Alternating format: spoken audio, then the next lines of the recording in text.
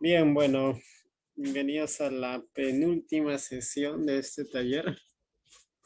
Y vamos a hacer hoy día los famosos teoremas central del límite. ¿Ya?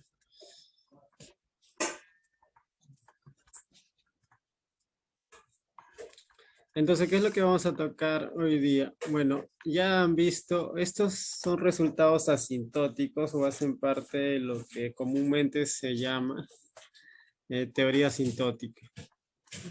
¿Ya? En- ¿Qué es lo que se ha visto ya hasta el momento? Entonces se acostumbra a abreviar CLT en inglés o TCL en español. Hasta el momento lo que tú has visto es ya tres tipos de convergencia, ¿ya? Tipos de convergencia. Nada más como para recordar. Entonces, ¿qué tipo de convergencia has visto? Has visto la convergencia en probabilidad.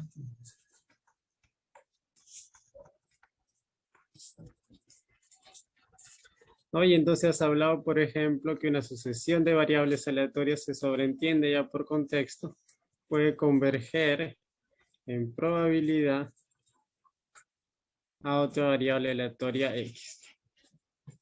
Después, también se habla de convergencia casi segura.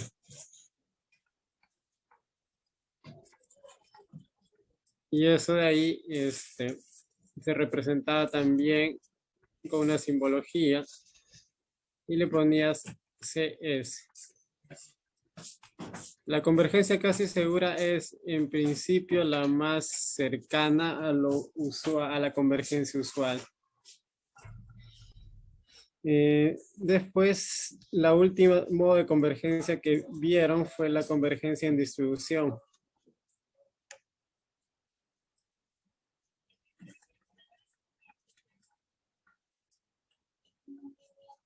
Ahora, la convergencia en distribución quedaba definida en términos de las funciones de distribución acumulada. ¿No? Acá le podías poner una D. ¿En qué sentido había la convergencia en probabilidad? Bueno, hay que calcular la probabilidad de un evento, ¿no? Xn menos X mayor que epsilon. Eso tenía que estar convergiendo a cero para todo epsilon. En la casi segura no había involucrado un epsilon, sino simplemente la probabilidad de este evento, porque esto aquí es un evento,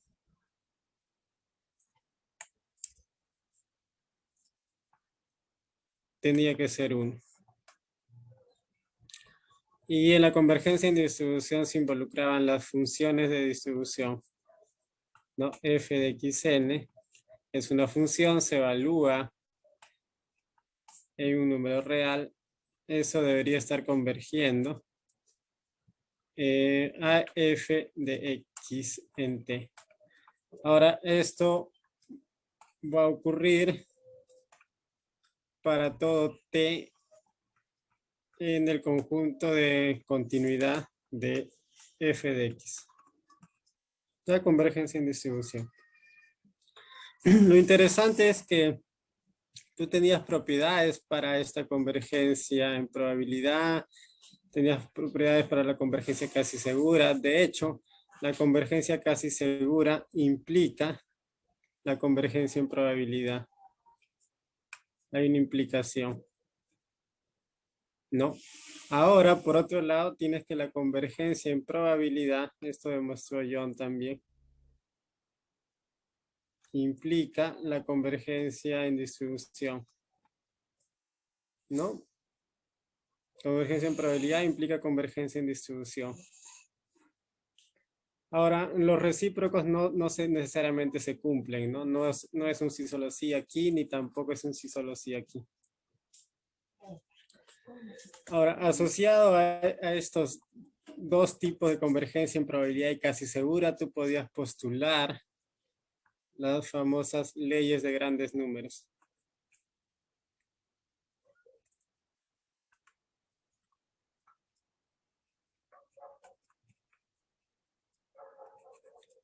Y todo esto ya lo has visto ya.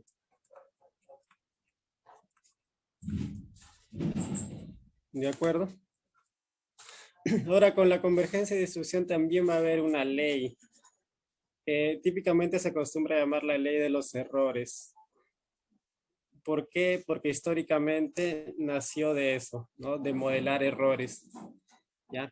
Esto fue lo que hizo Gauss. De hecho, también por eso es que la distribución normal se acostumbra a llamar la distribución gaussiana. Entonces aquí, justamente, va a haber una ley que se va a llamar teorema central de límite. ¿Ya? Ya lo voy a ir detallando un poco más. Pero antes de eso, el camino que nosotros nos hemos trazado para llegar a probar una de estas leyes, porque queremos demostrar una de estas leyes, es entender un poco más esta convergencia en distribución, porque en general es muy importante en probabilidad. Y una forma de hacer eso es caracterizar aquí esta convergencia en distribución con algo que llamaron funciones características, ¿no? Entonces, la convergencia en distribución se puede caracterizar, esto es un derivado de los resultados que John ya enunció, si las funciones características asociadas están convergiendo.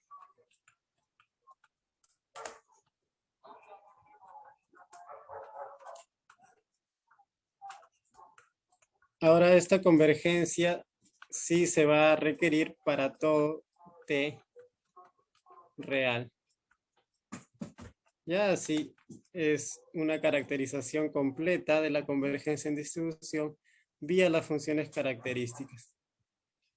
De hecho, las funciones características también te caracterizan la distribución, eso John ya lo mencionó también. Pero acá estamos hablando de resultados de convergencia. ¿Ya? Lo interesante de notar es que la convergencia en probabilidad o casi segura no tienen necesariamente una caracterización así, pero la convergencia de distribución sí. Ese era un primeros comentarios y también a modo de repaso. Ok, entonces ahora lo que voy a hacer es por acá tengo un documento que quiero mostrarle unas cositas a modo de motivación también. Lo voy a ir leyendo aquí, se ve un poquito mejor. Ya, entonces, si alguna vez han escuchado de una caminata aleatoria, les sonará o no les sonará, pero puedes imaginar, por ejemplo, un hombre borracho que sale de la cantina y curiosamente siempre llega a su casa. Y tú puedes también hacer el ejercicio, no lo intenten en casa, de a una ave emborracharla y ver si es que va a llegar a su casa o no. ¿No? Ahora, ¿cómo consigues eso? No lo sé, pero más o menos ocurre este comentario a modo de broma quizás también, que el hombre sí va a llegar a su casa y mientras que el ave eventualmente se va a perder. Esto es un comportamiento de lo que en matemática se llaman caminatas aleatorias, ¿ya? O sea, por un lado está la realidad y por otro lado están los modelos en matemática, ¿no? Entonces, estos modelos podemos decir que están inspirados en ese tipo de eh, acontecimientos. Y acá lo que yo he hecho nada más es simular eso, ¿no? El comportamiento de un borracho es básicamente dar los pasos al azar. Sabemos que en la realidad, estrictamente hablando, no es así, pero podemos imaginar que más o menos es así. Y eso es lo que te dice el modelo. Entonces, si lo ves en dos dimensiones, que es en las dimensiones en las cuales se mueve el hombre borracho, más o menos se verían sus pasos de esta manera. ¿Ya? Pero yo me voy a restringir a una dimensión, nada más. ¿Ya? Puedes pensar en una hormiga balanceándose sobre un hilo, no sé. Ya solamente una dimensión. Entonces, si solamente estamos en una dimensión y yo empiezo a simular que pueda hacer eso. Movimientos en la dirección positiva o en la dirección negativa, solamente tienes una dirección. Y empiezas a graficar para cada instante de tiempo o para cada cantidad de pasos dada, la posición en la cual se encuentra respecto a una referencia.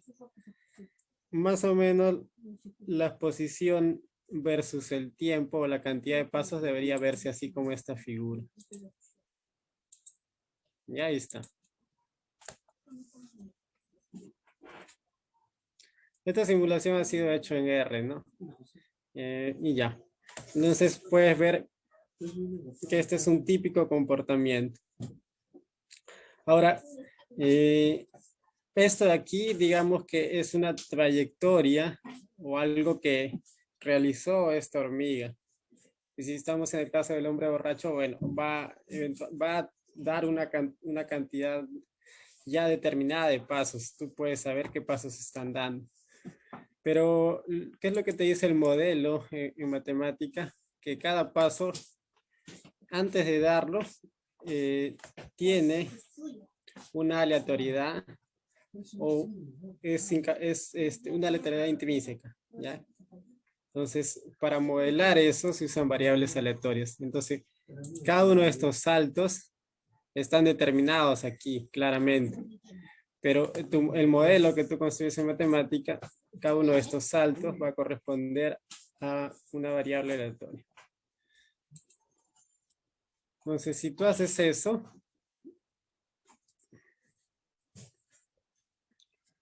lo que vas a tener es un conjunto de variables aleatorias y de que vienen sobre un espacio de probabilidad, porque ese es el lenguaje que se usa. Y tiene una distribución.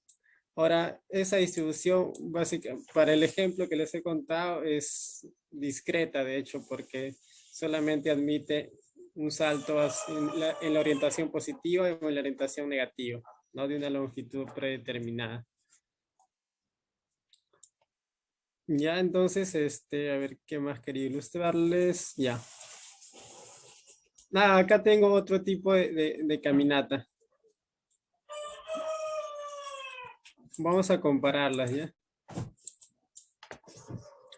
Mira esta caminata de aquí, mira esta caminata otra de aquí. Quiero que me digas si es que encuentras una diferencia sustancial entre ambas.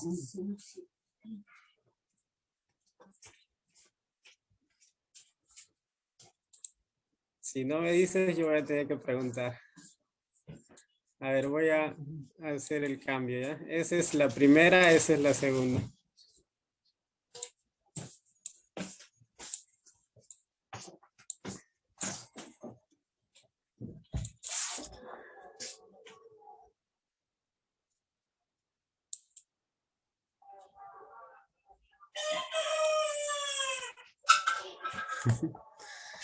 Creo que mi gallo quiere responder. Ya, entonces,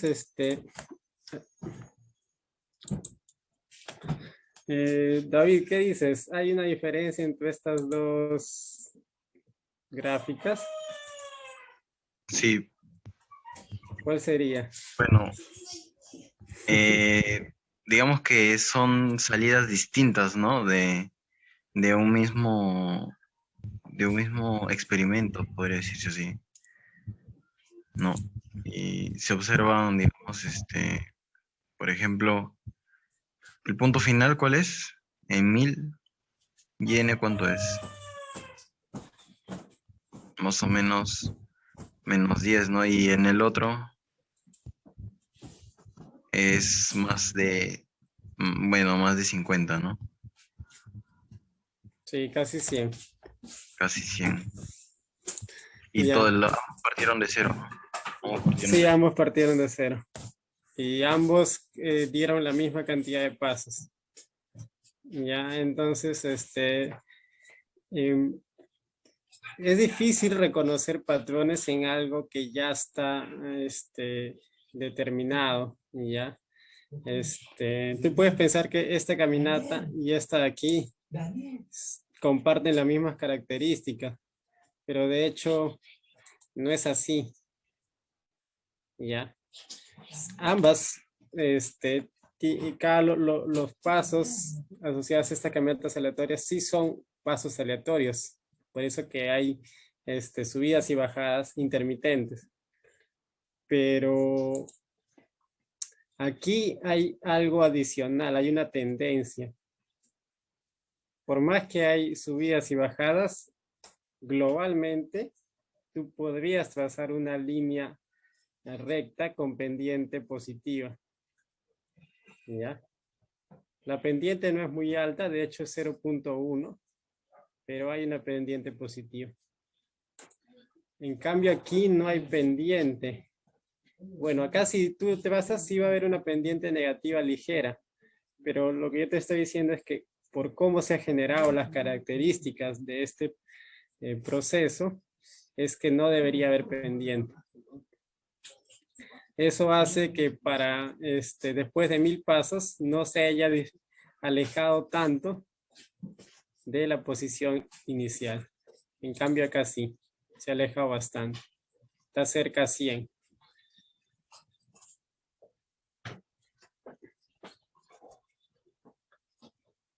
Ok, entonces ese es un resultado. Ya.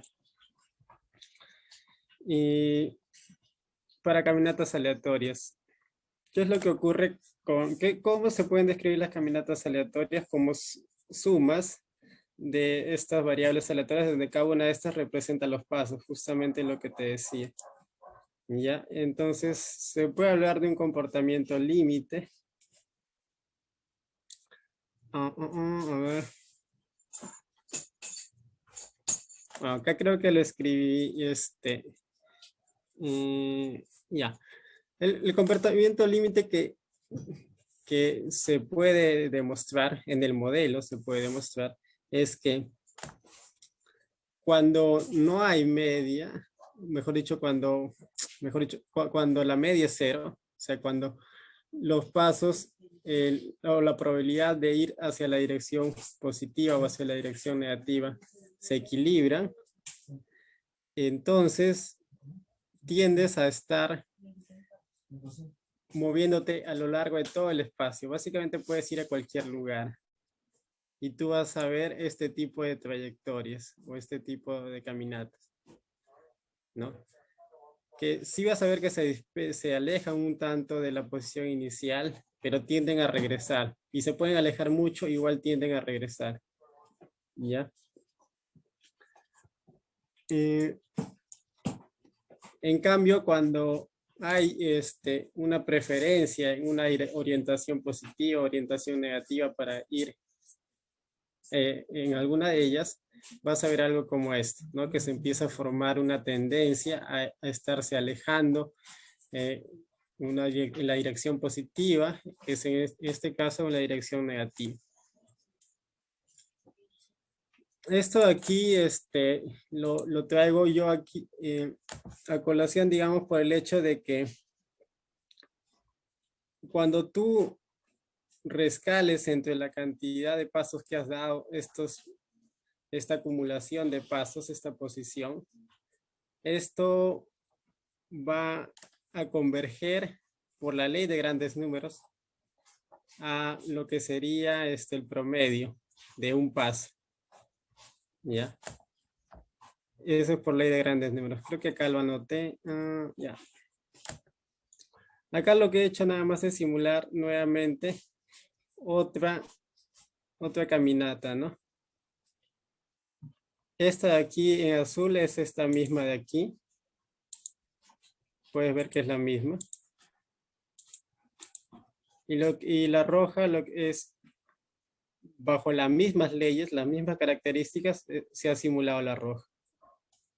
Entonces, cualitativamente son la misma, ¿no? Pero estrictamente hablando son cosas diferentes. Entonces, cuando cuando los pasos tienen preferencia en alguna orientación, más o menos esa orientación ya determina todo qué es lo que va a ocurrir. Te vas a perder en una de esas direcciones, ¿no? pero cuando no ocurre esto, vas a estar viajando por todo el espacio y eventualmente vas a estar regresando al origen. Esa es una propiedad que se llama de recurrencia. ¿Ya? Igual no quiero discutir mucho esto, pero lo interesante de esto de aquí es que si tú divides entre n, básicamente te vuelas todo este comportamiento de estar moviéndote a lo largo del espacio. Eso es lo que te dice la ley de grandes números. Cuando tú divides entre n, todo colapsa y se empieza a estabilizar en torno a un número.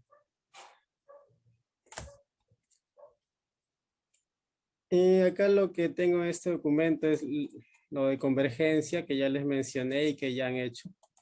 Algunas desigualdades y justamente son la ley débil y la ley fuerte de grandes números.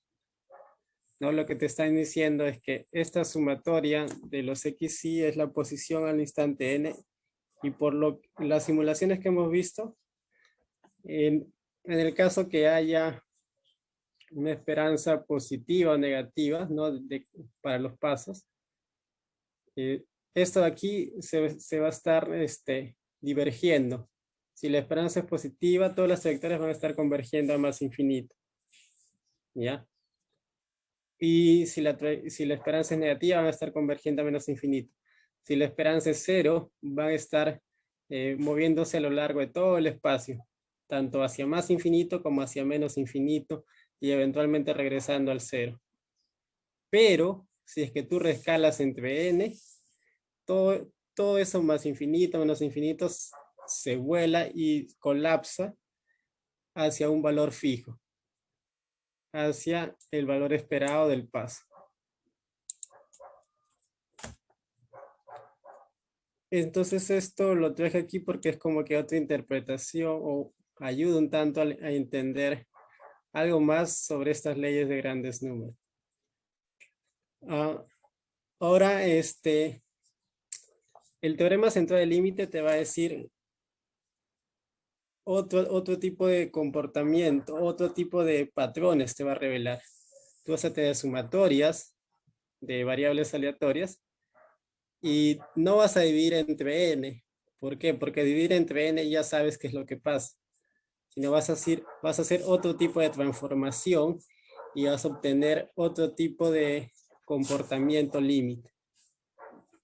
Ya, eso es lo que va a ocurrir con el teorema central del límite.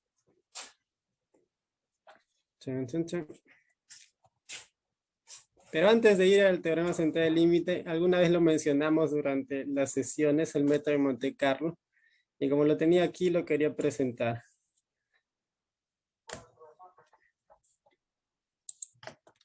El método de Monte Carlo es un método para hacer simulaciones que se basa en la ley de grandes números. Acá tengo una figurita, un GIF, sacado de Wikipedia, obviamente, que te dice esto. Si tú tienes una sucesión de variables aleatorias I y D, ¿no? Con cierta distribución, y tú le aplicas una función continua, cuando tú promedies esas sumatorias, ¿qué estará pasando con eso? No lo sabemos. Depende un poco de su valor esperado. Pero cuando tú rescales entre n, eso se va a estabilizar y va a converger hacia el valor esperado de h de x.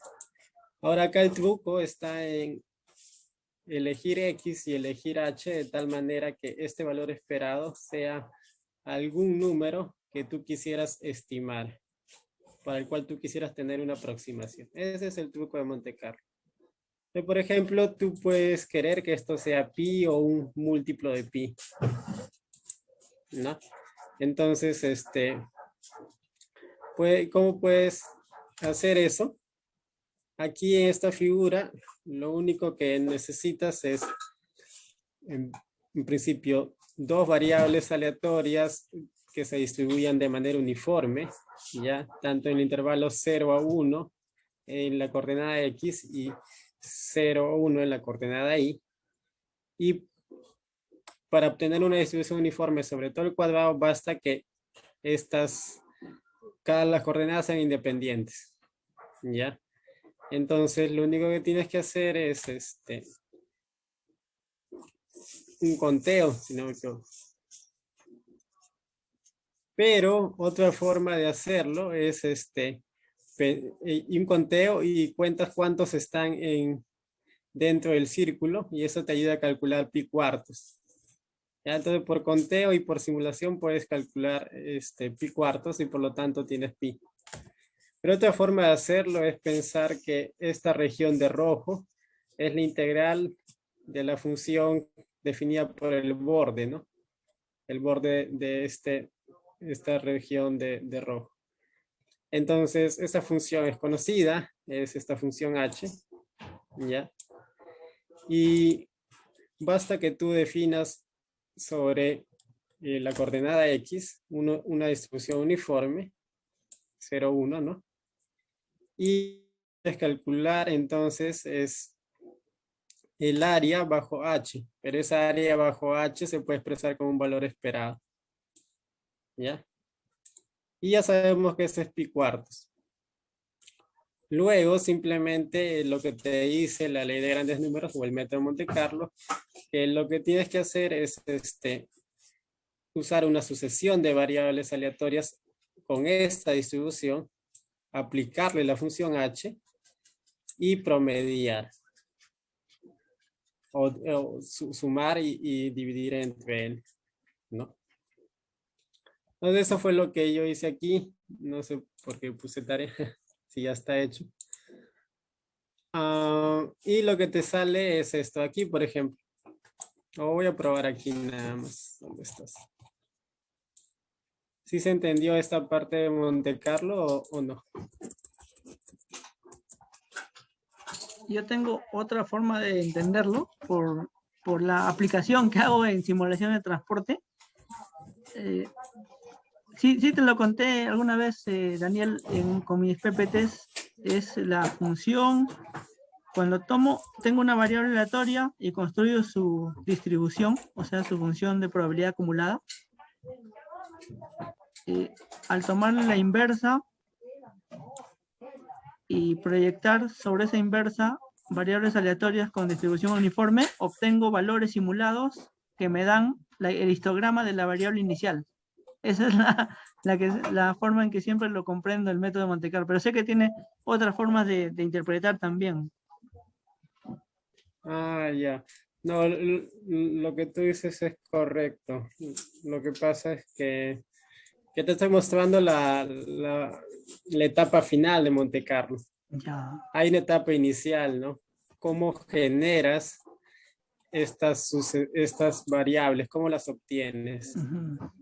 Eso yo no te he dicho, ¿no? Eso estoy asumiendo que puedes hacerlo. Tienes tu generador de variables aleatorias con esta distribución. Ahora, ¿qué pasa si no lo tienes? Bueno, ahí justamente es lo que tú mencionas. No hay que calcular la CDF, la inversa, y compones con el uniforme. No quiero meterme tampoco mucho en esos detalles, pero la etapa final de Monte Carlo es gracias a la ley de grandes números. Es lo que quería mencionar. Gracias. Ya, pues acá está, ¿no? Efectivamente ves que, bueno, estoy usando 1.000.000, 1.000.000 de puntos acá en el intervalo 0 a 1, coordenadas X, 1.000.000 de puntos sorteadas al azar, ¿no? Y con ese 1.000.000 de puntos estoy estimando este número porque yo sé que hay una convergencia. Lo que yo estoy calculando en verdad es esto de aquí. Como hay una convergencia, esto va a ser aproximadamente esto de aquí. Y efectivamente acá me está marcando 3.14 y después 26, ¿no? O sea, hay un error. Pero ya tienes una forma alternativa de usando estos principios de probabilidad. Bueno, espero que se haya entendido esto de el método de Monte Carlo. Tengo otro ejemplo por aquí ya para irnos introduciendo a lo que es el teorema central del límite. Ya. Si tú tienes un conjunto de números que sabes que provienen de una distribución normal, quiere decir que en el modelo de probabilidad tú vas a ver una secuencia de variables aleatorias y con distribución f, donde f es una distribución normal. Supongamos que la distribución normal tiene una media desconocida y una varianza conocida que es igual a 1. ¿Ya? Entonces, la ley de grandes números te dice que estos promedios convergen cuando n va para infinito, convergen ya sea en probabilidad, si es la ley débil, o ya sea casi seguramente, si es la ley fuerte, a este mu. ¿Ya? Este mu que es la media de esta distribución f. Ok, eso está bien. Pero de hecho, como la distribución f es normal, la distribución de este promedio es conocida. ¿No? Suma de variables aleatorias normales es una normal y los parámetros, o sea, la media es la suma de medias. Y la varianza es la suma de varianzas también. O sea, esta sumatoria de variables aleatorias acá arriba tiene media n veces mu y varianza n, porque cada una de las xy tiene varianza 1. Ya, pero cuando divides entre n, la varianza, que es n, se rescala al cuadrado, ¿no? O sea, es n entre n cuadrado y acá debería ser un error de tipeo. N.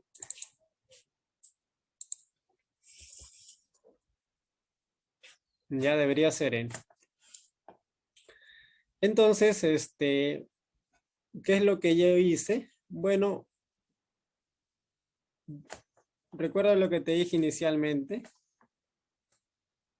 Ya has estudiado ley de grandes números asociados a la convergencia en probabilidad casi segura. Ahora vamos a estudiar qué pasa con la convergencia en distribución.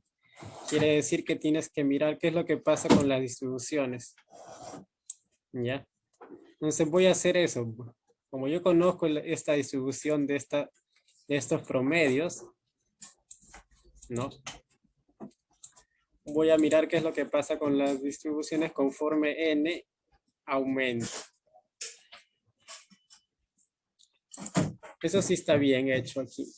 Sí, está bien hecho. Ya. Entonces, aquí lo único que he hecho es simular.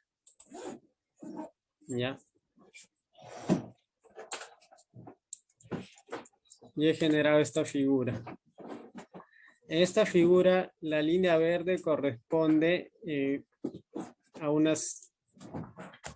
a tener simplemente 100 variables x, y 100, la línea verde.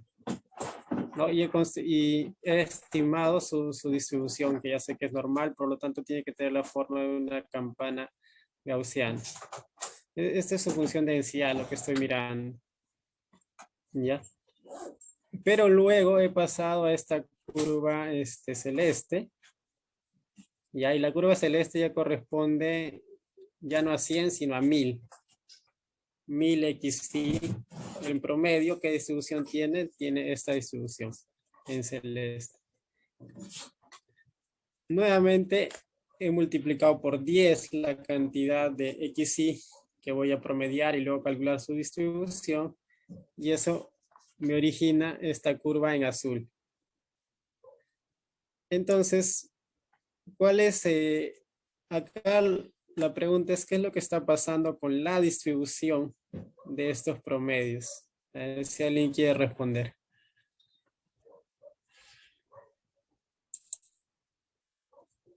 No, esta es la función de densidad.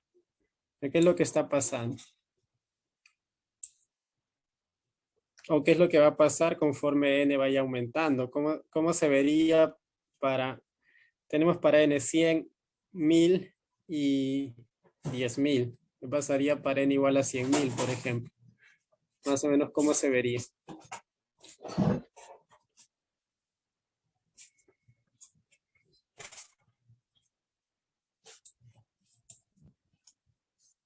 Ya sé. Bueno, voy a tener que preguntar entonces, a no ser que David ya se animó. Dinos, David. Reducido en las, digamos, en las colas, ¿no? Muy concentrado no sé, en este caso 10, ¿no? Claro, en este caso sobre 10 se va a empezar a concentrar la probabilidad. Recuerda que como esta es la función de densidad, el área bajo la curva es la probabilidad de ocurrencia de los valores justamente debajo. Entonces, si te fijas en la línea, en la curva verde nada más, la probabilidad de que tengas valores mayores a 14 ya va a ser bajísima, es casi nula. Si te fijas en la línea celeste, la probabilidad de que tengas valores mayores a 12 ya es casi cero. Si te fijas en la línea azul, la probabilidad de que tengas valores mayores a 11 ya es cero. Y esto es un patrón que tú puedes identificar, ¿no? Entonces, tú puedes pensar que en el límite, la probabilidad de que obtengas valores mayores a 10 va a ser 0. Y menores a 10 va a ser 0. O sea, como que toda la probabilidad en el límite se va a terminar de concentrar en 10. ¿No? Entonces, efectivamente eso es lo que ocurre. Y lo que te estoy ilustrando otra vez es... déjame ver. Sí, otra vez es ley de grandes números. ¿No? En el límite todo se estabiliza en torno a un valor, que de hecho coincide con el promedio, porque este 10 es el valor que está al medio para cada una de estas curvas. Estamos hablando de la distribución normal.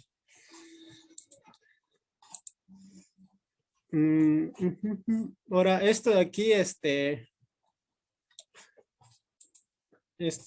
mejor lo miro aquí. Esto de aquí, se puede ver, esta intuición que has ganado desde la parte gráfica, analíticamente está aquí nada más, en la varianza que tiene esta variable aleatoria. Su varianza decae con 1 entre n.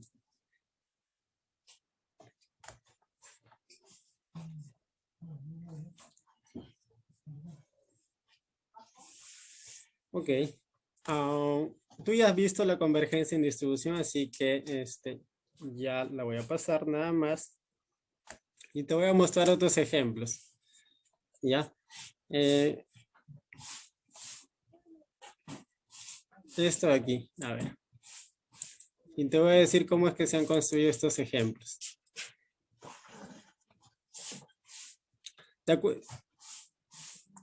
Voy a entrar a Wikipedia, distribución normal.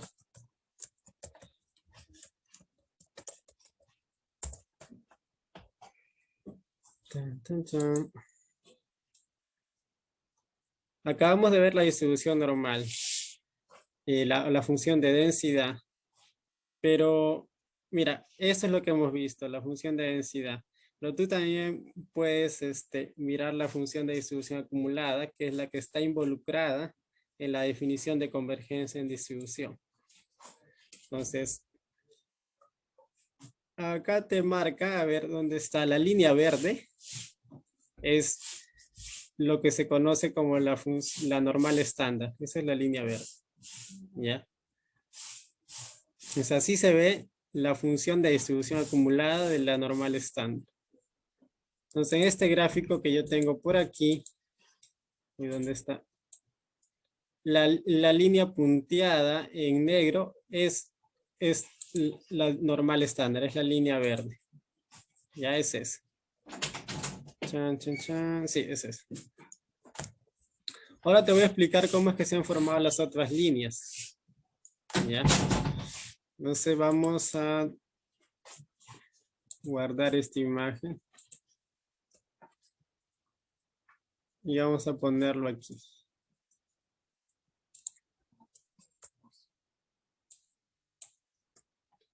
¿Ya? Entonces, mira, lo que ha ocurrido es esto de aquí, que tú has partido de variables x y, que sigue una distribución normal con media mu y varianza 1. ¿Ya? Eso es lo que hemos visto, que es los promedios.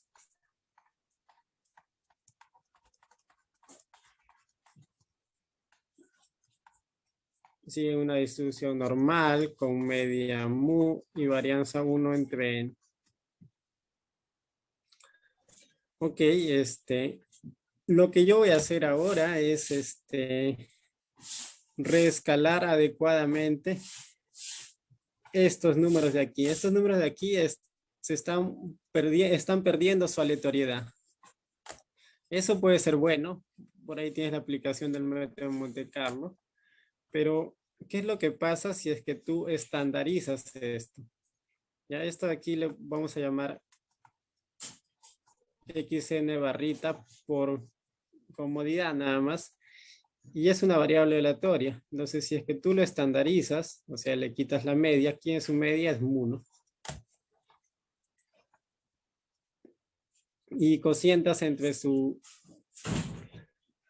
Para estandarizar, esto ya lo has visto también, se divide entre la desviación estándar, no la varianza, ¿no? Entonces hay que dividir entre la raíz cuadrada de 1 entre n.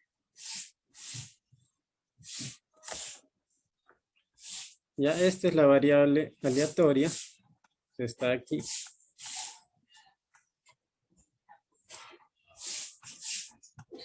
Y con esto de aquí, esta es su estandarización. Acá es conocido, ¿no? Su estandarización, ¿qué es lo que te va a dar? Bueno, te da la normal 0,1. Propiedades de la distribución normal. Luego, lo que yo he hecho es simplemente con los datos que he generado es graficar ya no la función de densidad de esto que es normal, sino su función de distribución acumulada. Después te digo por qué es que grafico la función de distribución acumulada y no la función de densidad. ¿Qué líneas he generado con esto? La línea azul. La línea azul, si no me equivoco, es para 1000 datos, ¿ya? Esto le podemos llamar ZN. Entonces, la línea azul es ZN. La línea roja es un Z10N. ¿Ya? Es eso nada más. He incrementado una mayor cantidad de datos. Entonces se empieza a revelar mucho, o se empieza a acentuar más este resultado de aquí. Es un resultado teórico, como yo estoy jugando con datos, nuevamente necesito más datos para que se acentúe el patrón.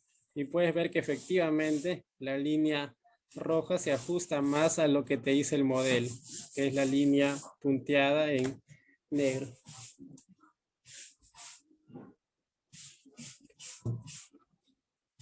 ¿Ya está de acuerdo? ¿Se entiende esta parte?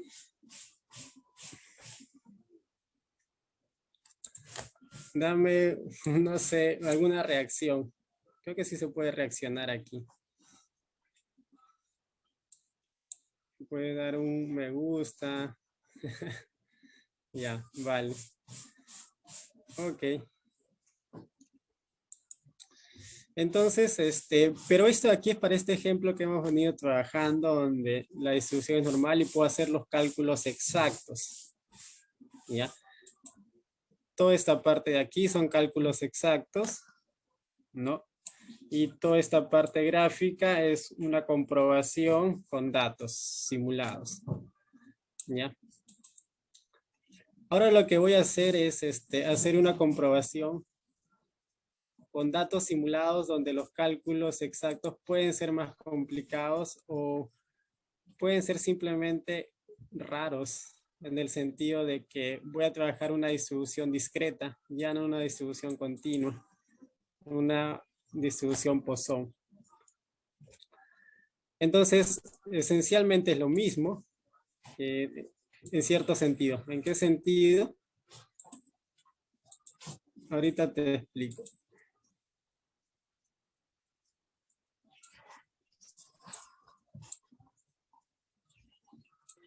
Aquí, ¿qué es lo que he hecho? Es considerar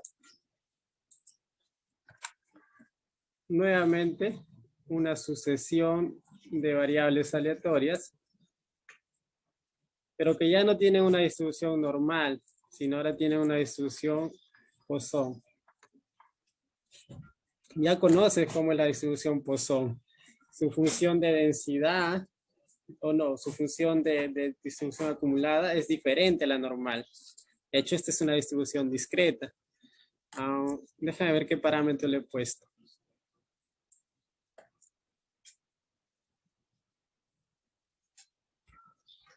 Dos, ¿ya? Con parámetro 2. Bueno, lo del parámetro es irrelevante, pero piensa que es un parámetro conocido, da igual. ¿Qué pasa cuando tú mires los promedios?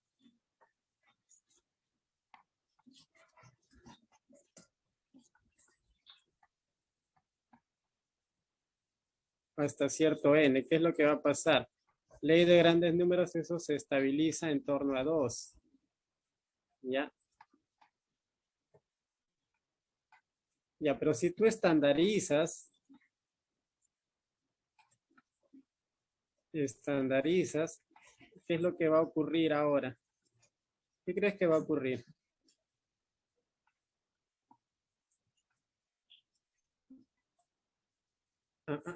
Bueno, acá necesito calcular la varianza de xn y sacarle raíz cuadrada. Eso es lo que necesito hacer. ¿Ya? Nota que este xn de aquí, por definición, es una distribución discreta. O sea, esto no tiene función de densidad, tiene función de masa, sí. Aquí cuando estandarices, esto aquí sigue siendo una distribución discreta. ¿Ya? Sigue siendo discreta. Esta varianza aquí va a ser conocida, de hecho, porque estoy asumiendo las condiciones que valen para o que te aseguran sí o sí la ley de grandes números, ¿no? Independencia igual distribución. Entonces esta varianza aquí es conocida. De hecho, esto de aquí debería ser igual a esto. Y 2 entre raíz de n. ¿Ya? Ok, entonces esto de aquí también es conocido, pero esto sigue siendo discreto por más que haya un raíz de n y todo ello, ¿no? Pero yo voy a evaluar nuevamente quién sería su función de distribución acumulada. Lo que estoy construyendo aquí es la función de distribución acumulada de esta variable zn, con n igual a 1000. Y en rojo, la distribución de también de zn, pero ahora estoy pensando en n igual a 10.000. Ya son las funciones de distribución acumulada. Para la función de distribución acumulada puedes ver que nuevamente hay el mismo comportamiento cualitativo, ¿no? Conforme n crece, la función de distribución acumulada de estas estandarizaciones de los promedios tienden a parecerse mucho a lo que es la distribución normal estándar. Ya casi lo mismo. Pero acá partí con distribuciones discretas. Esto de aquí, si yo me pongo a probar con otra distribución, cualquiera que se te ocurra, y hago el mismo procedimiento, y trato de ver si hay una convergencia, la va a ver. Esto de aquí tiene nombre y este es el teorema central del límite. ¿Ya? Una abstracción de este comportamiento que tú puedes ir comprobando así de manera empírica. Tiene nombre y es el teorema central del límite.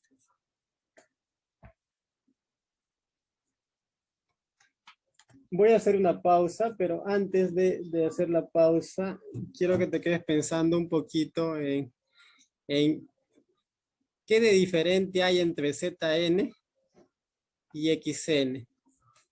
Porque Xn converge a un valor fijo, pero Zn no converge a un valor fijo, sino converge a algo que es aleatorio. De hecho, tú puedes estar pensando justamente eso, que hay una noción de convergencia conforme n va para infinito a algo aleatorio. ¿Por qué algo aleatorio? Porque su función de distribución se está pareciendo a la función de distribución normal estándar.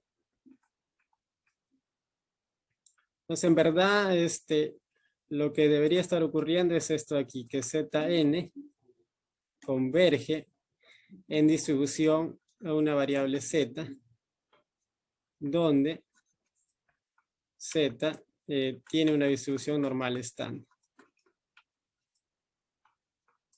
Y esto aquí lo vamos a llamar teorema central del límite.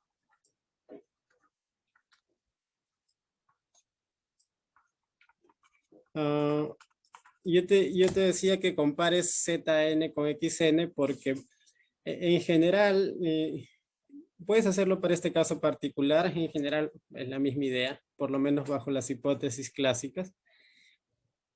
Y puedes darte cuenta de que Zn es raíz de n entre 2. Bueno, el 2 no afecta mucho. Por xn menos 2. Ya, pero reemplaza el xn, ¿ya? Entonces, el xn en verdad era la sumatoria de xi desde i igual 1 hasta n dividido entre n. Y acá menos 2. Yo quiero que te quedes pensando en que cuando tú cogías estas sumatorias de aquí, ¿ya? Y las cocientabas por n, eso se empezaba a estabilizar y se dejaba la aleatoriedad y se convergía a un número. Eso en ley de grandes números. Pero ahora, lo que tú estás haciendo es un rescalamiento producto de una estandarización que básicamente es multiplicar por raíz de n. Esto de aquí menos algo, pero olvida el menos algo, es multiplicar por raíz de n. Básicamente cuando coges una sumatoria de variables aleatorias i y d y lo divides por raíz de n, eso sigue siendo aleatorio, pero ya converge a algo aleatorio. Y ese algo aleatorio no es cualquier cosa. Es una distribución normal. Eso es lo que está pasando. Bien, entonces te dejo pensando un poquito en esto y hacemos una pausa de unos 5 minutos.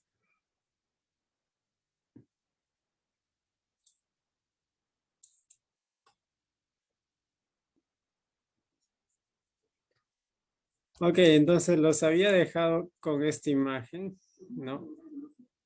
Que se queden pensando en esto aquí, ¿no? Lo hemos probado para dos casos, ¿no? Para sucesiones de variables aleatorias que tienen una distribución normal o para sucesiones de variables aleatorias que tienen una distribución Poisson, son independientes.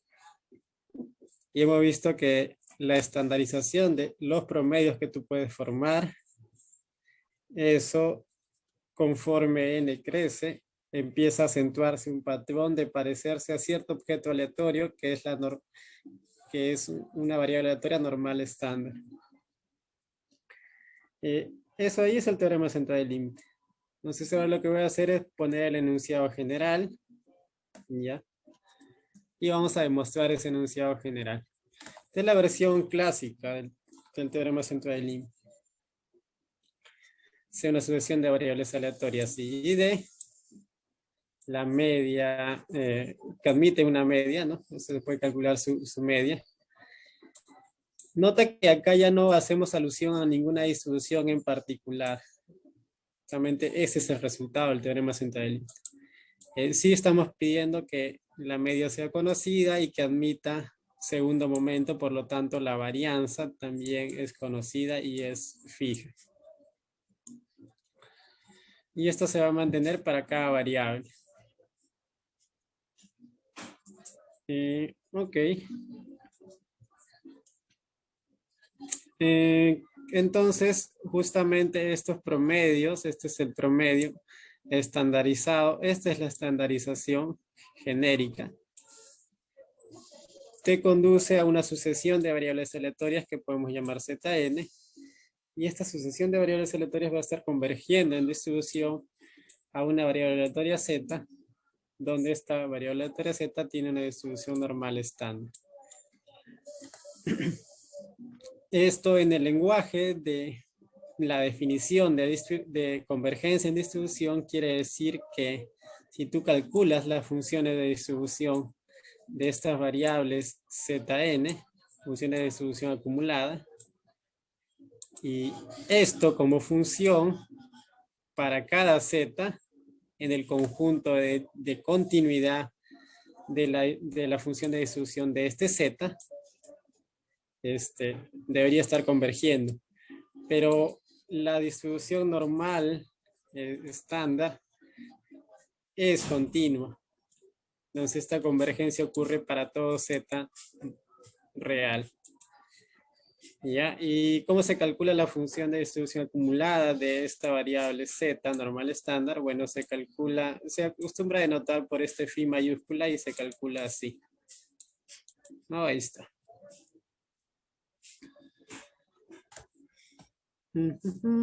Bueno, ahora vamos a ver la demostración. Acá yo lo tengo escrito también, así que si es que no me sale, voy aquí.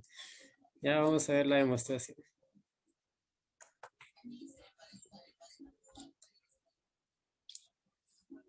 Entonces, teorema central del límite, el resultado clásico. Nos vamos a amparar en funciones características. Ahora, ¿por qué en funciones características? Justamente porque, por lo que les recordé al inicio, ¿no? Al inicio les recordé que nosotros queremos probar algo como esto, donde acá es Zn y acá es Z. Z y Zn ya están especificadas en el enunciado. ¿Ya? Y el conjunto de puntos de continuidad de f de z es R. Así que no nos preocupamos por eso casi. ¿Ya? Pero esto aquí es equivalente a mirar las funciones de distribución, que es lo que yo voy a hacer entonces. Ya eso es lo que yo voy a hacer.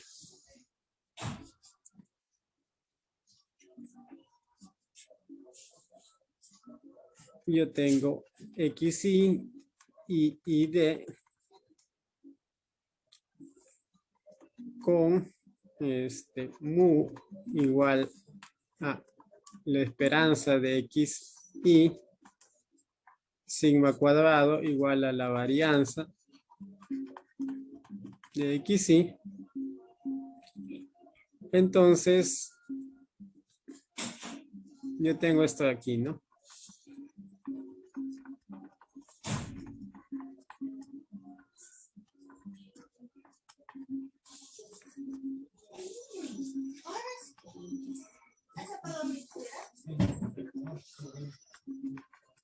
De mi Zn, y esto converge en distribución a Z normal estándar.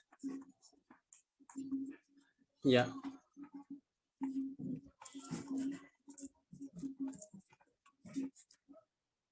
Entonces voy a asumir primero que mu es 0 y que sigma cuadrado es 1. Ya después se acomoda todo. Ya, entonces, a ver, veamos. Lo que yo voy a hacer es calcular phi de Zn evaluado en un t o un z, en un z. En un z, en un t. Da igual. Z es un número real. Ya, entonces esto aquí va a ser igual. A ver, veamos. Por definición, debe calcular el valor esperado, ¿no? De E a la I, Z. Y acá pongo el ZN. Ya. ¿Cómo estaría quedando entonces el ZN? Te va a quedar...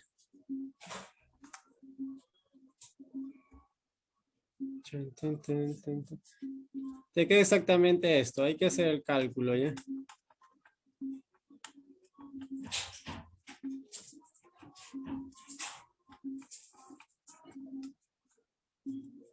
Esto de aquí es el ZN.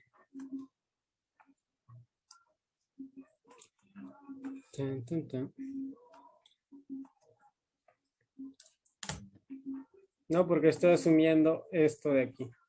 Estas son mis hipótesis.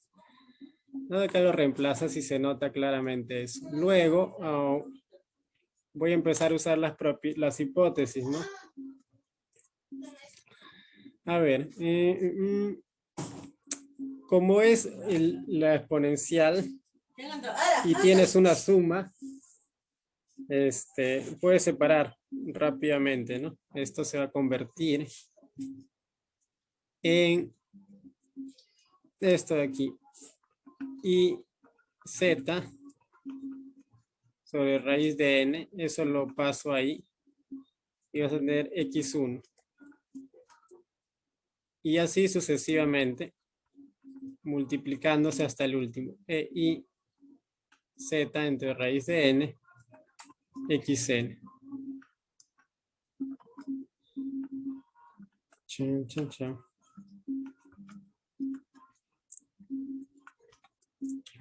Entonces, como tú tienes independencia, ¿ya? Acabas de usar la independencia.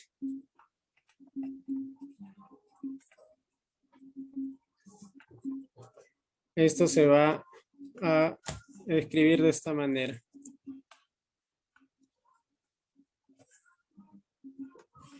Se separa la esperanza, ¿no? La esperanza del producto de funciones de variables aleatorias independientes es el producto de esperanzas.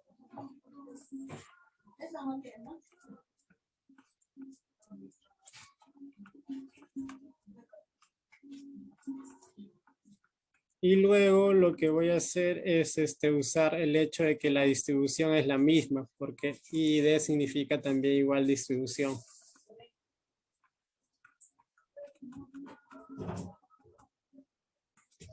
Entonces de acá al final tú vas a tener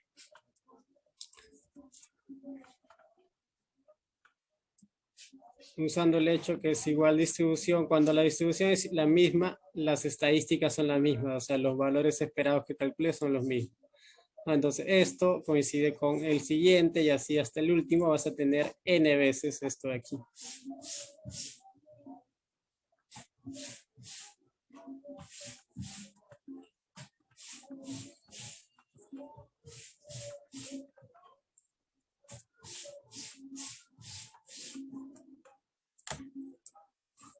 Ya hemos avanzado más o menos. De hecho, ese valor esperado que se está calculando ahí es conocido. No es otra cosa que nuevamente la definición de función característica para x1 evaluado en este valor de aquí. Lo voy a poner en negro. ¿Ya? Esto de aquí es una función característica de x1 evaluado ahí. Entonces al final tienes la función característica de x1 evaluado en z entre raíz de n Y todo esto elevado a la n. Recuerda que nuestro objetivo es mostrar que esto converge para todo z a la función característica de z, donde z es una normal estándar. Ya ese es el objetivo. Entonces, ya hemos avanzado algo. Lo que nos falta es averiguar qué forma tiene esta función de característica de cada una de estas variables x y, ¿no? Entonces, esta es una propiedad de las funciones características, ¿ya? Cuando una función, cuando la variable x1 admite un momento, segundo momento, entonces, la función característica, esta de aquí, admite segunda derivada,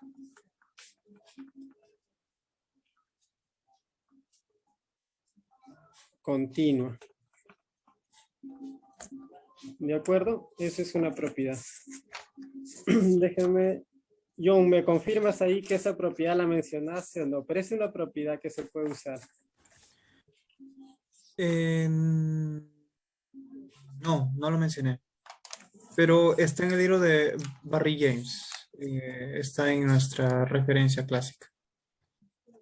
Ya, justo es lo que sí. Ya, pero necesitamos usar esto para poder hacer un desarrollo de Taylor. De hecho, hay una fórmula de cálculo. Ya.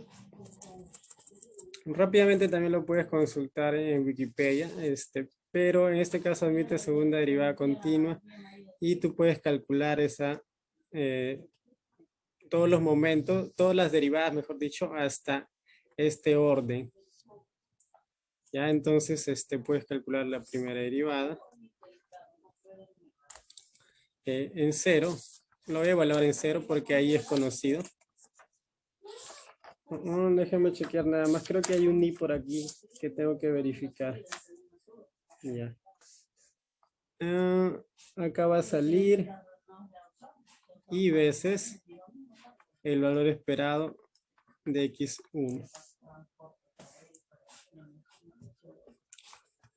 Y luego puedes derivar una segunda vez en 0 cuando lo evalúas. Va a ser i al cuadrado, el segundo momento, justo este segundo momento. Todo esto se cumple. Entonces, lo que te está sugiriendo esto de aquí es que tú puedes hacer un desarrollo de Taylor de segundo orden, ¿no?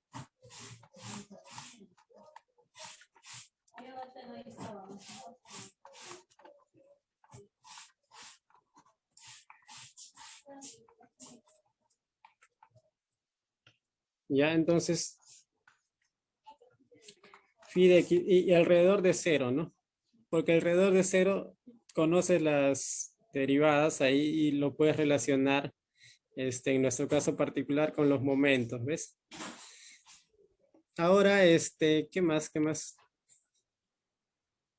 Otra razón por la cual te conviene evaluar, va a ser útil evaluar solamente alrededor del 0, porque acá, mira, la función característica de Zn no es otra cosa que la función característica de x1 evaluada en Zn entre raíz de n. Y yo quiero ver qué pasa con todo esto cuando n va para infinito. Pero cuando n va para infinito, z entre raíz de n va para 0. Entonces basta mirar un desarrollo de Taylor de phi de x1 alrededor de 0. ¿Ya? Entonces, eso ahí. Voy a poner acá un t. Eso sería entonces phi de x1 en 0 más la derivada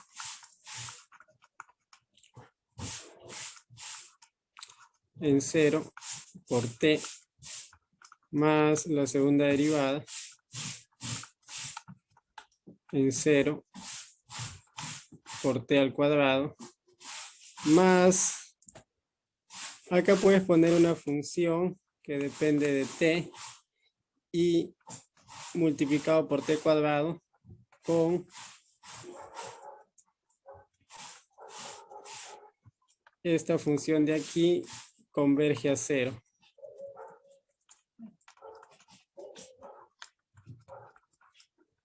Cuando t va para 0.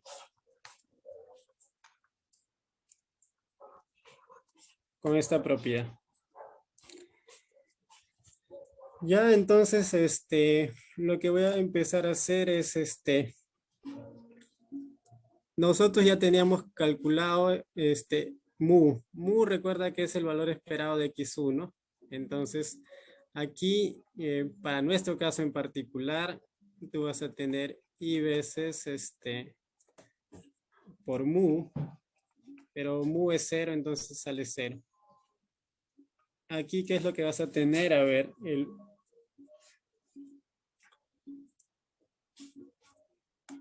el segundo momento, cuando la media es 0, coincide con la varianza, ¿ya? Entonces acá vas a tener i cuadrado, la varianza de xi, de x1. Y la varianza es 1, entonces solamente te va a quedar i cuadrado.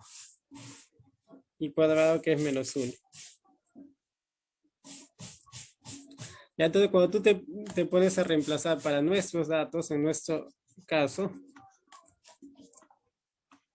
va a ir quedando así. El t lo voy a dejar por ahí todavía. Al último lo reemplazo. Entonces, la función característica en 0 es conocido, es 1. La función, esto aquí es lo que voy a reemplazar. Bueno, es 0. Desaparece, entonces se va. Igual se va a ir esto. Y acá tienes menos 1 por t al cuadrado. Más ρ evaluado en t. Y acá ese mismo t al cuadrado. ¿De acuerdo? Ya, pero yo voy a reemplazar t igual a lo que me interesa. ¿Qué es lo que me interesa? Raíz z entre raíz de n. Entonces, puedo evaluar t igual a z entre raíz de n. Acá ya no me interesa, acá sí. Z entre raíz de n. Acá también z entre raíz de n. Y acá va a ser igual, ¿no?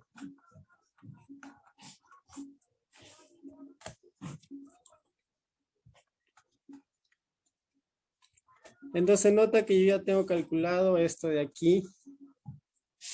Y por lo tanto, ya puedo saber cuánto vale phi de zn en z. Va a ser esto elevado a la n. Ya, pero vamos a ver eso a qué es igual. Bueno, es 1 menos z cuadrado entre n, ¿no? Más rho de z entre raíz de n y multiplicado nuevamente por z cuadrada entre n. Todo esto elevado a la n. Ahora, es cierto, ¿no? Que esto se parece, nosotros que queremos calcular el límite de esto. Es cierto, ¿no? Que esto se parece a un cálculo que ya hizo John la vez pasada. Se parece a esto de aquí, miren. 1 más, voy a ponerle, no sé, u entre n, ¿ya? Elevado a la n. Y esto, ¿tiene la forma o no tiene la forma? A ver, me pueden comentar.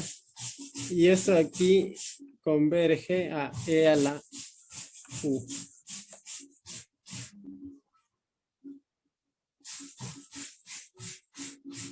Y luego de reconocer eso, ya lo puedes acomodar, ¿no? Para que, bueno, si le pones menos, a la -1. Da igual. Ya, entonces, efectivamente tienes algo como eso. De hecho, esto de aquí se puede reescribir como que el límite de esto es la exponencial del límite de este u. Si es que acá asumes que es u de n. Y tienes que u de n converge a u.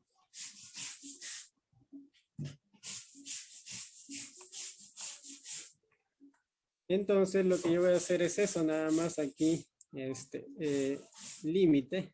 Ya paso al límite, que es lo que me interesa.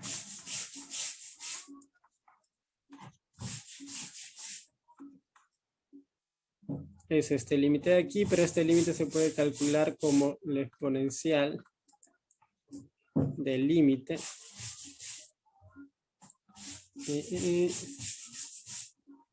de esto de aquí. A ver, menos z cuadrado, solo el numerador nada más voy a colocar, más rho de z entre raíz de n por z cuadrado, cuando n va para infinito. Y esto de aquí, me falta un 2, perdí un 2. No sé por qué nadie me avisó que acá había un 2. Y acá debe estar el 2, acá también. Y ahora sí. Entonces, acá es donde me va a ayudar el hecho de que esto va a terminar siendo, si se fijan bien, la exponencial simplemente de menos z cuadrado sobre 2. Pues,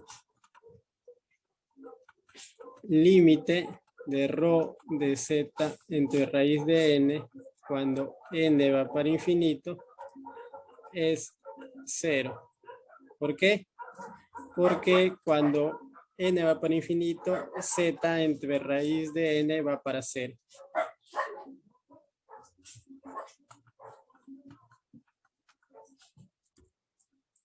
¿No? Cuando n va para infinito, z entre raíz de n va para 0. Y tú sabes que rho evaluado en algo que va para 0, va para 0. Es justamente lo que te daba este desarrollo de Taylor de segundo orden. Entonces ya está. Para terminar, nada más debes reconocer que esta función característica es la función característica de una variable aleatorio z, evaluado en z, donde z es normal estándar. Si z es normal estándar, esta es su función característica. Entonces, en resumen, hemos mostrado esto de aquí.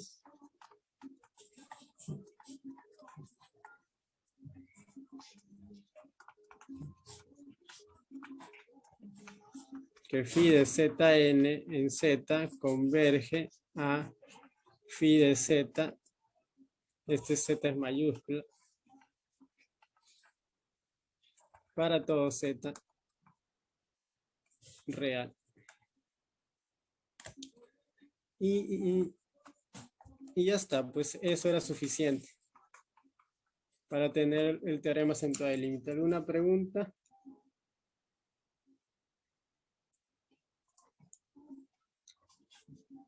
Entonces, bueno, esta es la prueba del teorema clásico, ¿ya? Basado en funciones características. Aprovecha las buenas propiedades que tienen las funciones características que te permiten combinar con un desarrollo de Taylor. Y ahí básicamente se arregla todo. ¿Ya? Porque el gran problema para evaluar la convergencia de estos Zn es nada más resolver qué es lo que pasa con la función característica de x1. Eso es lo único. Ya está, entonces, listo, ya tenemos probado nuestro primer teorema central del límite.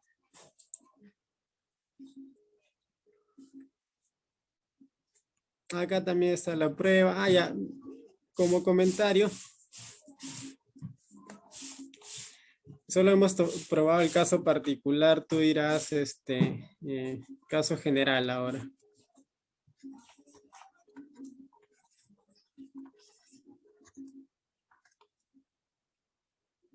En el caso general, mu no necesariamente es 0, ¿no? Y sigma al cuadrado es mayor que 0 nada más. Ese es el caso general. Bueno, ¿qué es lo que tú puedes hacer? Tú puedes construir unas XY que no van a hacer otra cosa sino la estandarización de las XY iniciales. O sea, XY menos mu entre sigma.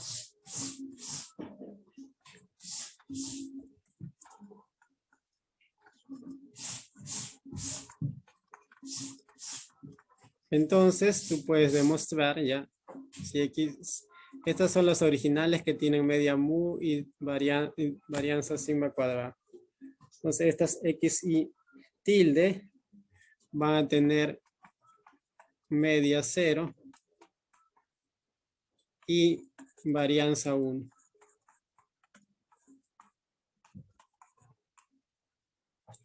¿Qué es lo que tú sabes? Tú sabes que el ZN, ¿no? Tilde, que no es otra cosa que esto de aquí. A ver.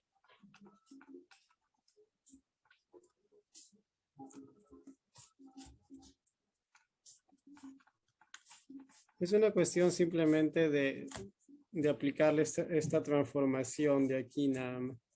Entonces hay que relacionar esto de aquí con el ZN original, ¿no?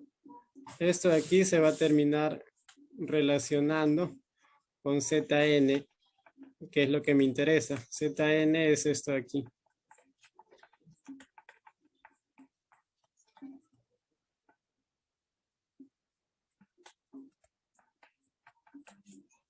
¿Cuál creen que es la relación entre estos dos?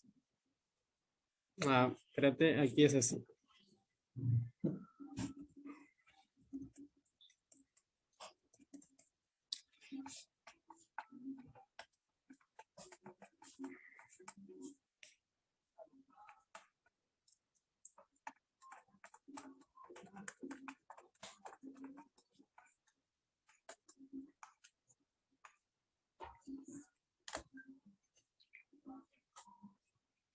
¿Cuál crees que es la relación?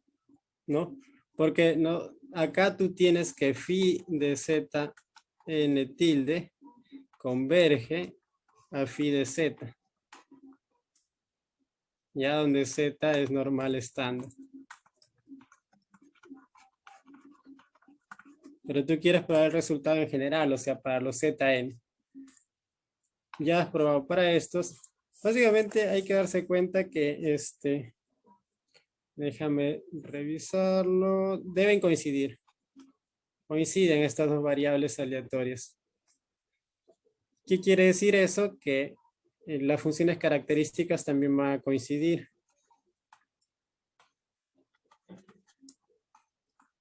Y por lo tanto tienes esta convergencia. Ya, y ese sería el caso general.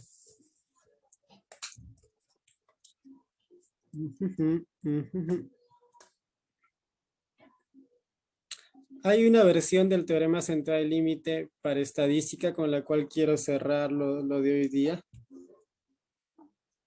Pero hay dos versiones más que vamos a revisar del teorema central del límite. Ya, entonces, este es un resultado de convergencia en distribución.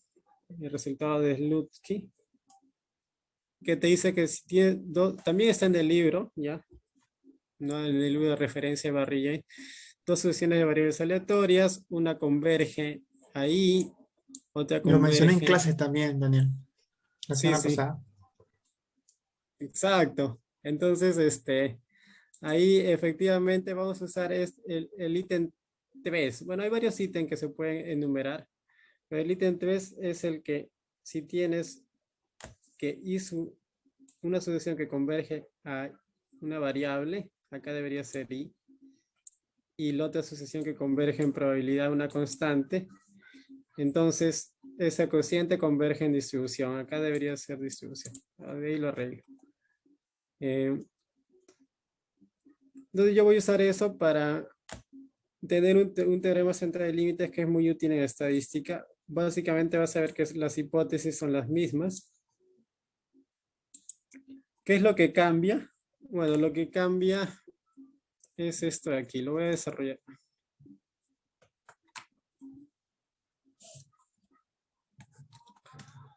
Un teorema central de límite en estadística.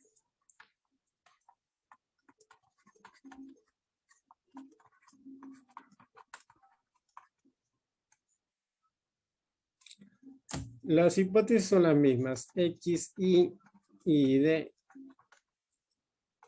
Tienes que mu es el valor de X1, valor esperado.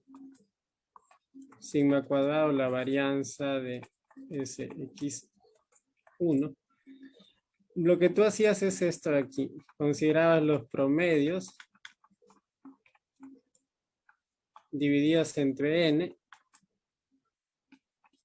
Le quitabas la media, ¿no? Eso hacía que la variable sea centrada, o sea, su esperanza sea 0. Y luego cocientabas entre la desviación estándar, que era sigma entre raíz de n.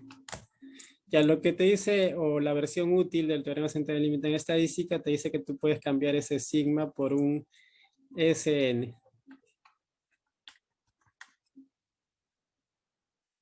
Y esto va a seguir convergiendo en distribución a una variable aleatoria z con distribución normal estándar.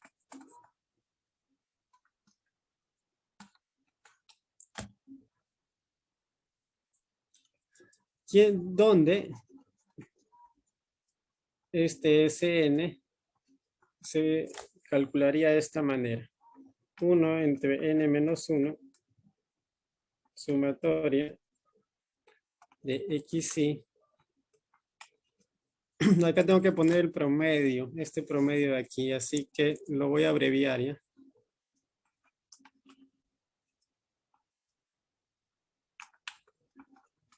Eso es lo que se conoce como cuasi varianza muestral también. Ya, es como una cuasi varianza muestral. Ya está, entonces sigue valiendo este teorema central del límite. ¿Cómo pruebas esto? Bueno, te basas en este teorema de Slutsky. ¿Por qué? Porque básicamente es darse cuenta que Zn se puede escribir de esta manera. A ver.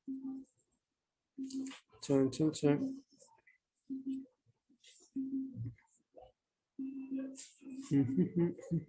Ya. Necesitas aquí un sigma.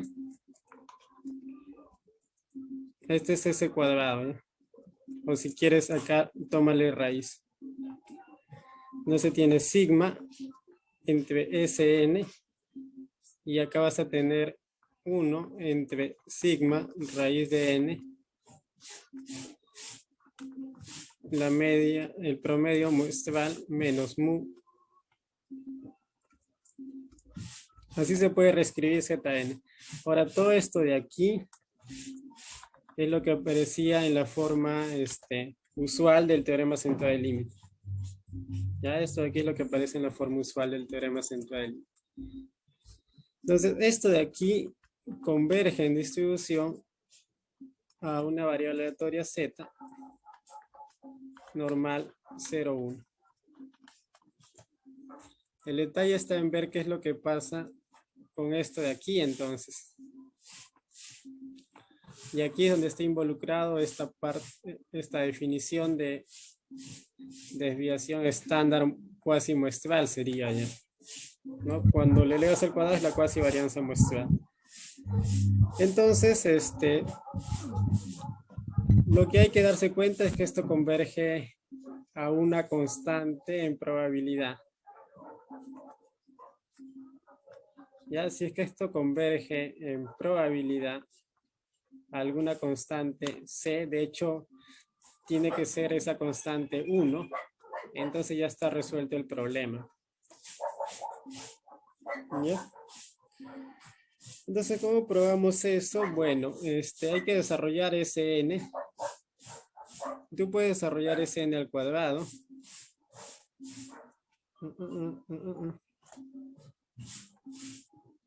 No se va a afectar nada si le quitas este menos 1, ¿ya? No se va a afectar nada. En la convergencia no se va a afectar, a eso me refiero. Entonces tú desarrolla esto de aquí.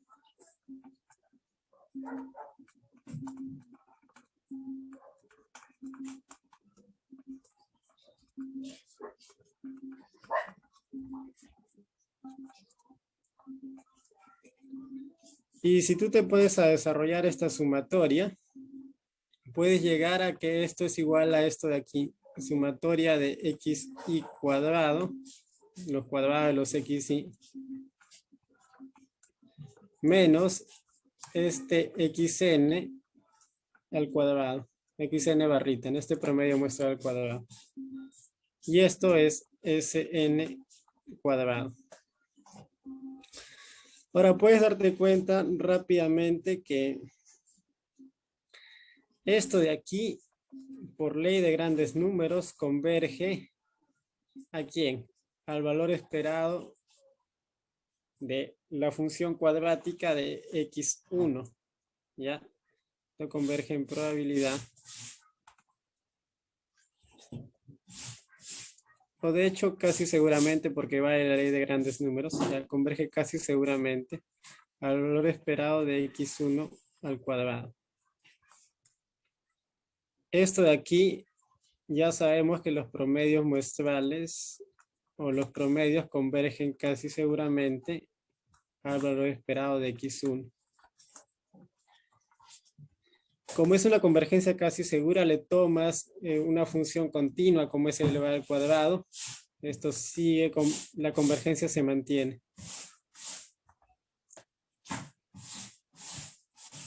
Ahora, cuando tienes convergencia casi segura, hay un álgebra de convergencias. Por lo tanto, quiere decir que si esto converge, la diferencia o la suma converge. Entonces, lo que estás obteniendo es que Sn cuadrado converge casi seguramente a esto de aquí. ¿Y esto de aquí qué es? Es la varianza. Ya esto de aquí es la varianza, es el sigma cuadrado.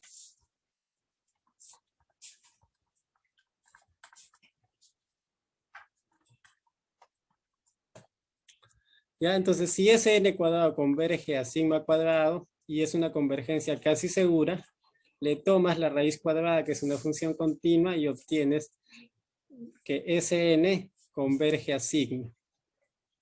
Sn converge a sigma. Entonces, este cociente converge a 1. Y esto ocurre casi seguramente.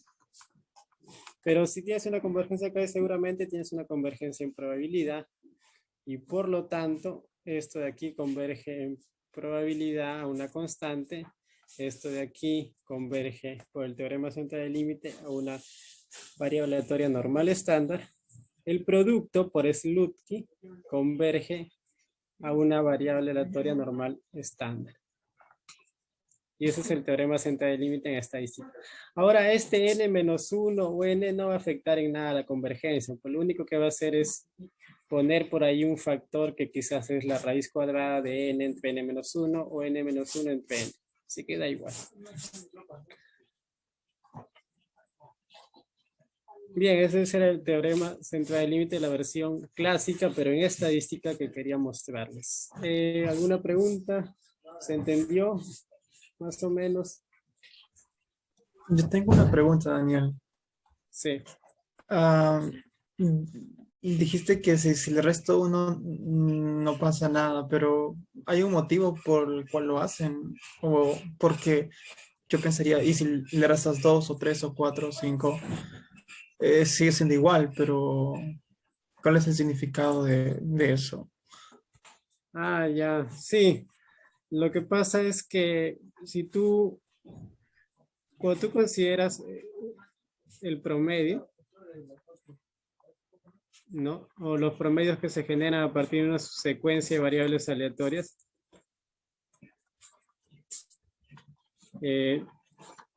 Tú puedes calcular su valor esperado, ¿no?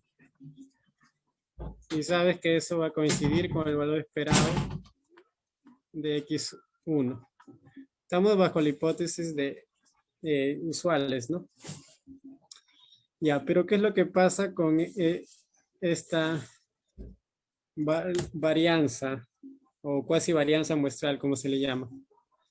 ¿Ya? Hay una pregunta en el chat, dice, ¿por qué se llama cuasivarianza? Porque la varianza sería con n. Y cuando es n-1 es cuasivarianza. Ya, entonces esto de aquí, si te fijas bien, son estos errores cuadráticos promediados, salvo por el -1, son promediados, por eso que se le llama cuasivarianza. Entonces tienes aquí x1 menos este xn barra al cuadrado y así sucesivamente. Hasta xn menos este xn barra al cuadrado. Ya, cuando tú calculas el valor esperado de Sn cuadrado, esto te va a salir sigma cuadrado. O sea, te va a salir la varianza de x1. Cuando consideras n-1. Si tú no consideras n-1, te va a salir un factor de la varianza.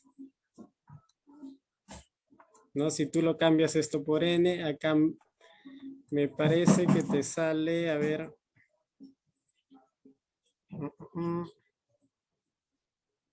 n-1 entre n, la varianza de x1.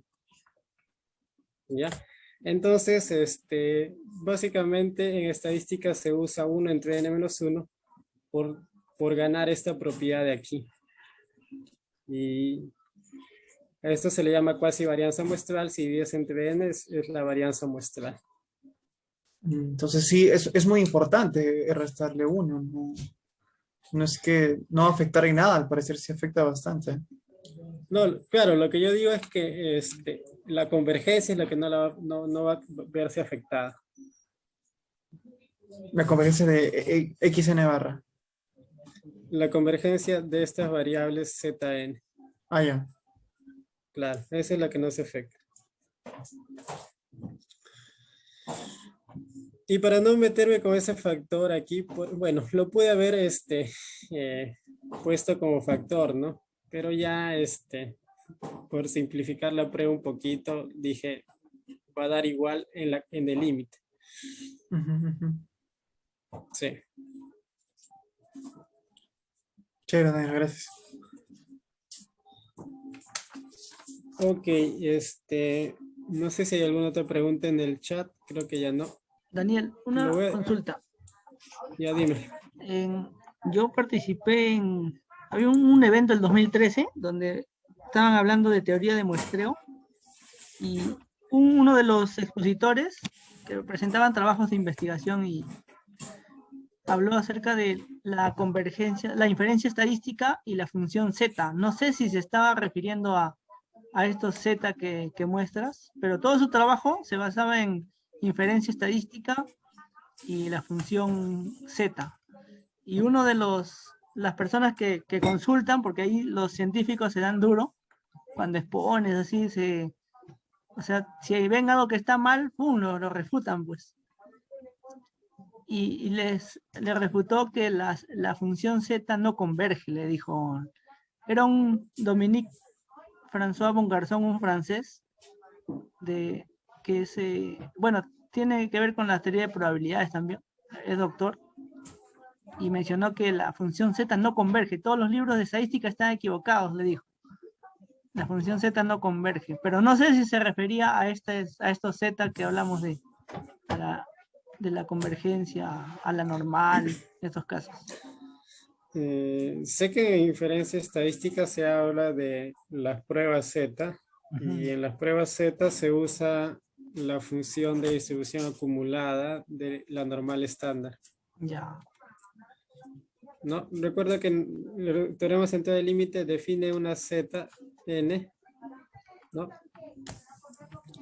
Y eso ahí converge en distribución una variable z que tiene cierta distribución normal estándar, y a esta se le da un nombre especial, una phi mayúscula. Esta se le llama función z, supongo que se refería a esto, Ya. pero no entiendo a qué parte se refiere que hay una no convergencia. Eso sí no lo entiendo. Ya. Porque eso fue su... Bueno, nadie le dijo, nadie le contradijo, pero él estaba bien seguro y dijo, ¿no? Eso. Por si acaso todos los libros de estadística están equivocados, la función z no converge. Así que tu trabajo no tiene sentido de que utilices algo que no converge para hacer análisis. Eso fue lo que me sorprendió, porque estábamos como público ahí escuchando, ¿no? Lo que Habría que- pasa, creo yo, es que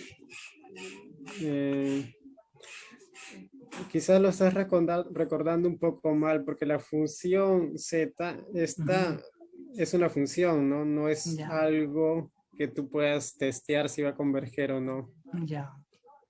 No, la función z es una función, es conocida. Se puede calcular para cada entrada, para cada número real. Puedes calcular integrando, ¿no? De menos infinito a t esta función. Ya.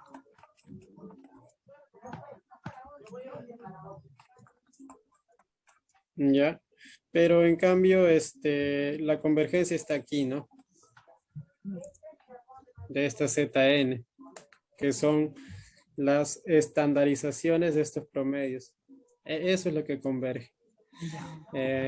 Ahora, lo que nosotros hemos probado es que esta convergencia está garantizada cuando los promedios se calculan a partir de variables aleatorias que, como sucesión, son independientes, idénticamente distribuidas y admiten segundo momento finito. Son 3 hipótesis que estamos usando. Ahora, y ya en la siguiente sesión será de ver hipótesis más generales. Ya no usar igual distribución, ¿no? Sino usar solamente independencia y otra condición adicional. Ya. Listo, Daniel, gracias.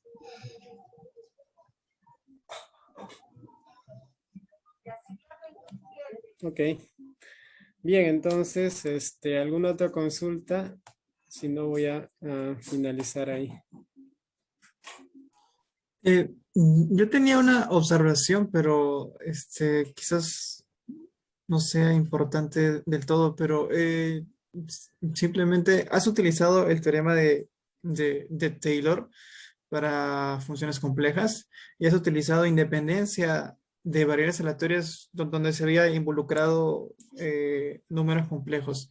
Funciona, todo funciona muy bien y solamente un comentario pequeño de que a pesar de que la teoría compleja de números complejos es muy útil, como pueden ver, muchas propiedades, incluso distribucionales, y en este caso de valor esperado de variables aleatorias independientes también se satisfacen muy bien, así que es una muy buena extensión los complejos de los reales. Sí, buena observación.